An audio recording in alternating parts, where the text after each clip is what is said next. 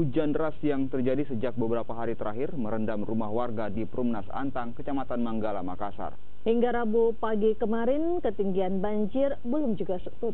Ratusan warga Jalan Ujung Bori, Blok 8, Perumnas Antang, Manggala, Makassar terpaksa mengungsi ke masjid terdekat lantaran rumah mereka terendam banjir dengan ketinggian 1 hingga 2 meter. Menurut warga, ketinggian air sudah hampir mencapai atap rumah mereka, sehingga warga hanya bisa menyelamatkan beberapa barang yang mudah dibawa dan barang lainnya terpaksa ditinggal dalam rumah. Warga menganggap banjir kali ini merupakan banjir yang terparah meski wilayah mereka merupakan langganan banjir setiap tahunnya.